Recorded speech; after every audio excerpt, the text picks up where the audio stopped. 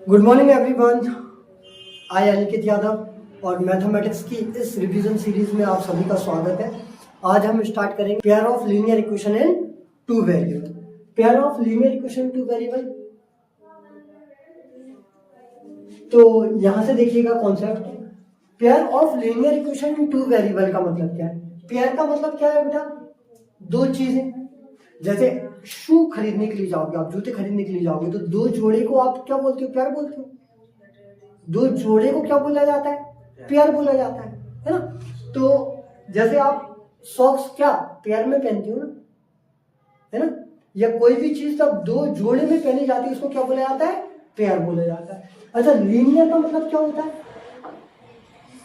आपने quadratic equation पढ़ी। Quadratic equation में द्विघात समीकरण में घात अधिकतम कितनी होती है? दो होती है।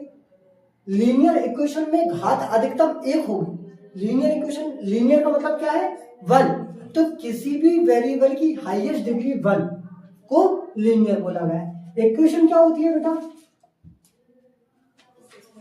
कोई है ना, लेफ्ट हैंड साइड कुछ लिखाओ, राइट हैंड साइड कुछ लिखाओ और बीच में इजिकल टू हो, वो क्या कहलाती है?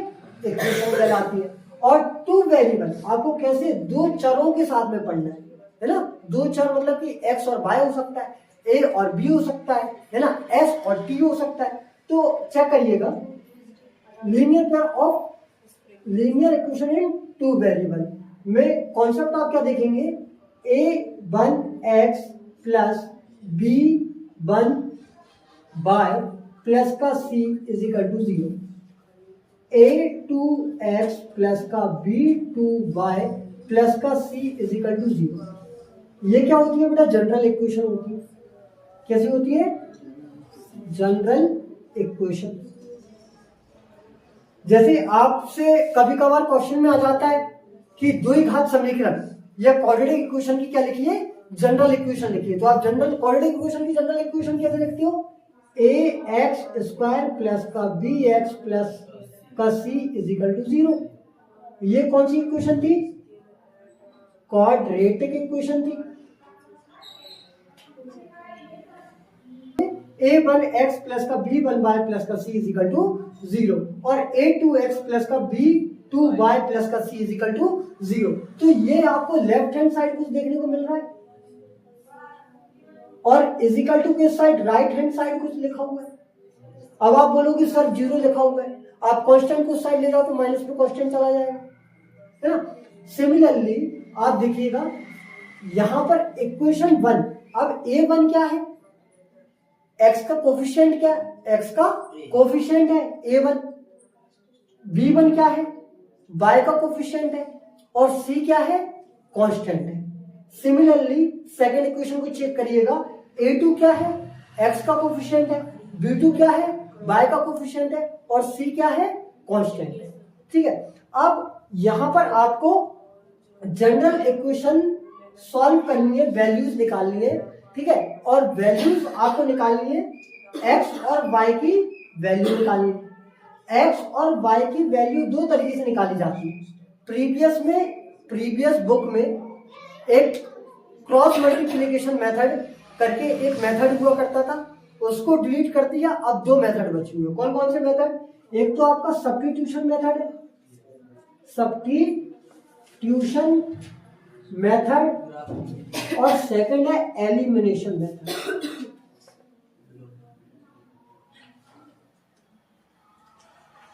आपको अच्छा एक कॉन्सेप्ट और देखिएगा, है ना। जितने भी हमको क्वाड्रेटिक इक्वेशन हमको करनी थी, या कोऑर्डिनेट ज्योमेट्री देखी, या लीनियर इक्वेशन टू वेरिएबल, जितनी भी इक्वेशंस आपको दिखाई देंगी वो ग्राफ पर दिखाई देंगी। किस पर? ग्राफ पर।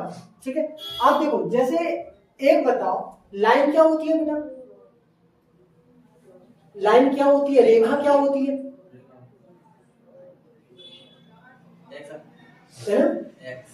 रेखा क्या होती है? रेखा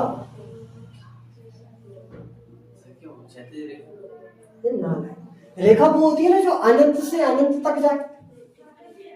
रेखा क्या होती है? तेरे क्यों होशियारी? मौसी का नाम तो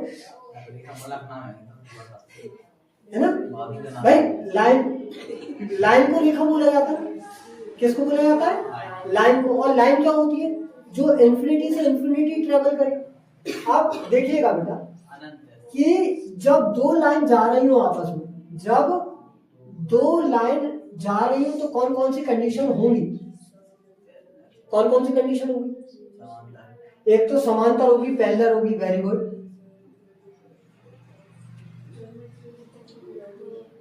ठीक है, और क्या होगी?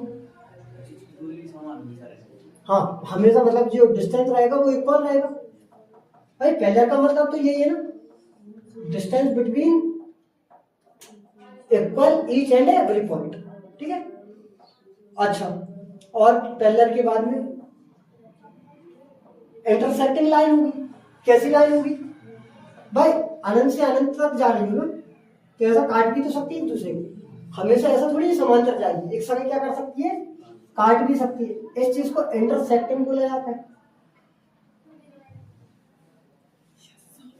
एक होती है कोइंसिडेंट, जो क्या करती है? रेखा के ऊपर रेखा जाती है भाई। इस दुनिया में जब दो रेखा होंगी तो ये तीनों कंडीशन फुलफिल होंगी, इसके अलावा कोई भी कंडीशन नहीं होगी। संगत रेखा जिसको बोला जाता है ना, कोइंसिडेंट।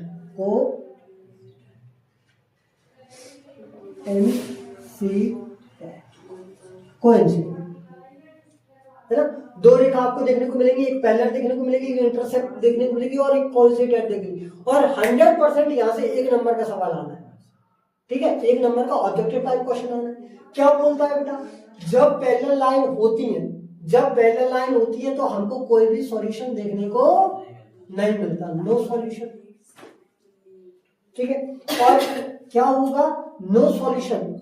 आपको कुछ भी आ सकता है, समांतर रेखा बताइए, समांतर रेखा में जो सॉल्यूशन निकलेंगे वो कितने निकलेंगे, तो आप नो सॉल्यूशन कर सकते हैं। या आपको बोलेगा कि नो सॉल्यूशन है तो जो वेरिएबल्स है ना, जो कोफिशिएंट है और कांस्टेंट है, उनमें रिलेशन कैसा है, तो आप लिख सकते हो a1 upon a2 is equal to b1 upon b2 is not equal to c1 upon c2। पहले लाइन में ये कंडीशन होगी, है ना।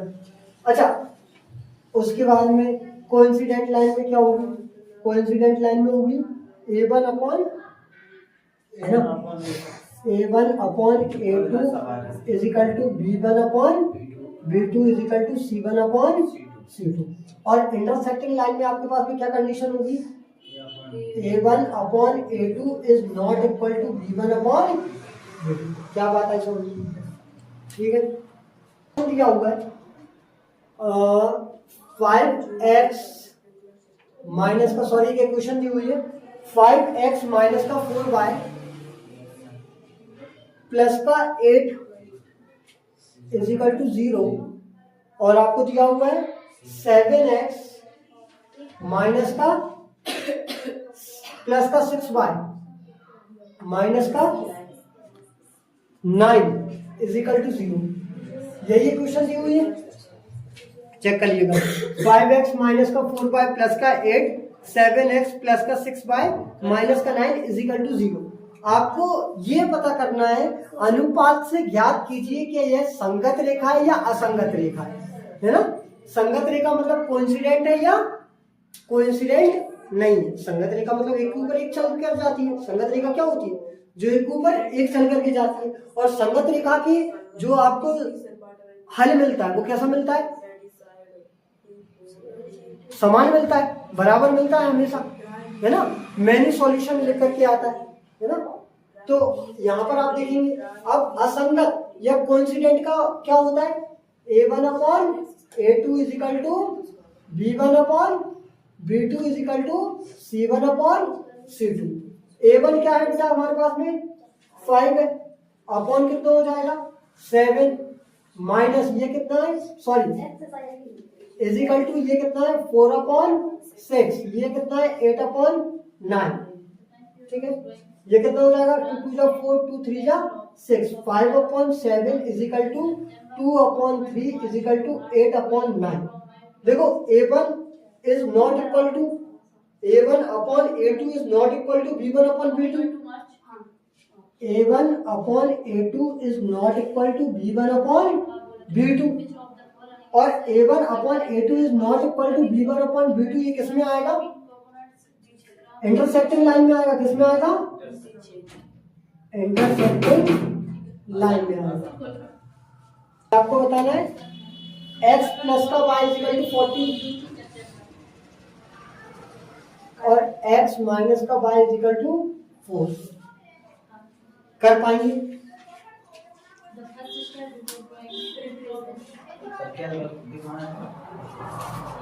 आपको लाइन बतानी है कि इंटरसेक्टिंग लाइन है, पैरेलल लाइन है या कोइंसिडेंट लाइन है।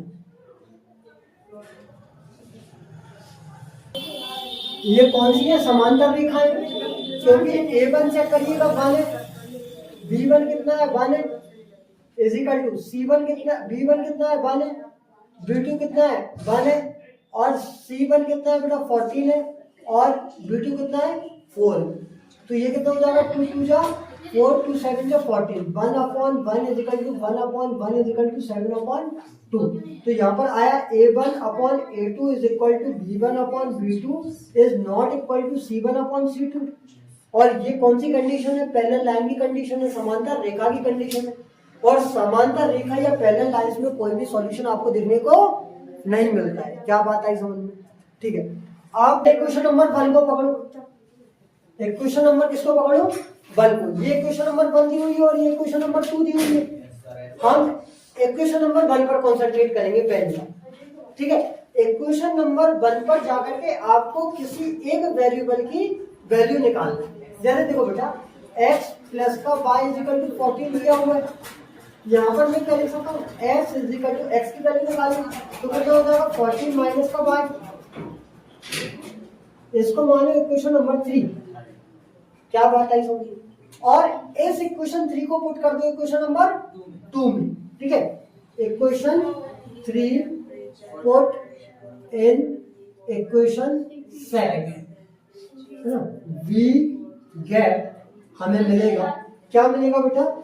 x इजिकल टू कितना दिया हुआ है? 4 माइनस का 14 माइनस का y, तो कितना हो जाएगा? 14 माइनस का y माइनस का y इजिकल टू 4 हो जाएगा आपके पास में।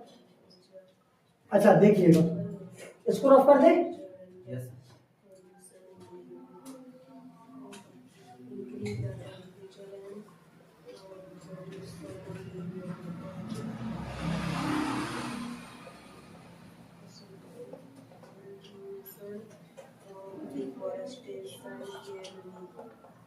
यहां से आप क्या कर सकते हैं? अच्छा 14 माइनस माइनस प्लस, लेकिन साइन माइनस का, तो कितना हो जाएगा? माइनस का 2y इजिकल टू 4। यहां से पहली बात कांस्टेंट को एक साइड ले लीजिएगा, तो कितना हो जाएगा?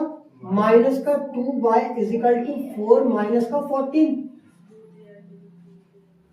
माइनस का 2y इजिकल टू कितना हो जाएगा बेटा? माइनस का 10। 14 में 4 का 10 बचा, और कितना जाएगा? माइनस माइनस से minus cancel out, y is equal to कितना जाएगा बेटा? 10 अपॉन 2 और is equal to 5। y is equal to कितना आया? 5। अब जो y की वैल्यू आई वो आप किसी में भी पुट कर दो, किसी भी इक्वेशन में पुट कर दो, चाहे आप इक्वेशन नंबर 1 में पुट करो, सेकंड में पुट करो, 3 में पुट करो, वही आंसर आना है। लेकिन हम इक्वेशन नंबर 3 में पुट करेंगे, कर दें, क्योंकि हमने x की वैल्यू निकाली है 14 माइनस का y। नॉर्मली इजीली हमको जल्दी कैलकुलेशन से मिल जाएगा। यहाँ पर आप क्या करोगे? उधर को माइनस में ले जाओगे, तो यहाँ से कितना जाएगा? By equation number, by according to the equation 3 I know x is equal to 14 minus का y की वैल्यू आपने निकाल ली, इसको मानो इक्वेशन नंबर 4। ठीक है, तो ये कितना हो जाएगा? x is equal to 14 minus का 5, x इज इक्वल टू कितना आया आपके पास में? 9 आया। कर पाएंगे? x प्लस का y इज इक्वल टू 5 आपको दिया हुआ है, और 2x माइनस का 3y इज इक्वल टू 4 दिया हुआ है। 2x माइनस का 3y इज इक्वल टू आपको कितना दिया हुआ है? 4 दिया हुआ है, सॉरी। और ये रही इक्वेशन नंबर 1, ये रही इक्वेशन नंबर 2। आपको फाइंड करना है x और y की वैल्यू। कर पाएंगे? देखिएगा, सब्स्टिट्यूशन मेथड से करें। सब्स्टिट्यूशन मेथड से करेंगे तो x की वैल्यू फाइंड आउट कर लें पहले इक्वेशन नंबर 1 से। तो ये कितना हो जाएगा x प्लस का y इज इक्वल टू 5 दी हुई है equation number 1। x is equal to कितना हो जाएगा 5 माइनस का y। Equation number 3, equation number 3 को पुट करेंगे इक्वेशन नंबर 2 में। तो आइएगा आपको क्या मिलेगा, x की जगह कितना है बेटा 5 माइनस का y, तो 2 x की जगह कितना है 5 माइनस का y माइनस का 3y इज इक्वल टू 4 है आपके पास में। सॉल्व करेंगे 5 × 5 5 2 जा 10 माइनस 2y है ना माइनस का 3y is equal to 4 is equal to कितना दिया हुआ है 4 दिया हुआ है। यहां से देखिएगा ये कितना हो जाएगा, अच्छा माइनस माइनस प्लस 3 और 2 5, तो कितना हो जाएगा बेटा 5y माइनस का 5y, दोनों वैल्यूज माइनस में तो कितना हो जाएगा माइनस का 5y, ये प्लस का 10 उस साइड जाएगा माइनस का 10 इज इक्वल टू बेटा 4 माइनस का 10। यहां से देखिएगा माइनस का 5y इज इक्वल टू कितना हो जाएगा 5 में से 10 में से 4 गया माइनस का 6, y is equal to minus से minus cancel y is equal to कितना 6/5, y इज इक्वल टू कितना आया, इसी से आप x की वैल्यू निकाल लेंगे, y is equal to x/5 आया, x इज इक्वल टू कितना हो जाएगा बेटा किसी भी वैल्यू में इसमें पुट कर दूं मैं इक्वेशन नंबर 3 में, तो इक्वेशन नंबर 3 में x की वैल्यू कैलकुलेट करूं तो इज इक्वल टू कितना आ जाएगा 5 माइनस का y कितना हो जाएगा 6/5 है, x इज इक्वल टू कुछ नहीं तो इधर देखो एलसीएम लो, रैशनल नंबर में प्लस माइनस करने के लिए एलसीएम लेना पड़ता है ना, डिनोमिनेटर सेम होना चाहिए, तो एलसीएम लेंगे कितना आ जाएगा एलसीएम 5 आ जाएगा, 5 का मल्टीप्लाई हो जाएगा 5 में ऊपर न्यूमरेटर से डिवाइड करोगे, डिनोमिनेटर से डिवाइड करोगे न्यूमरेटर से मल्टीप्लाई करोगे तो कितना हो जाएगा 25 माइनस का 6, x इज इक्वल टू 25 में से 6 गए तो कितना बचा 19/5, x की वैल्यू कितनी आ गई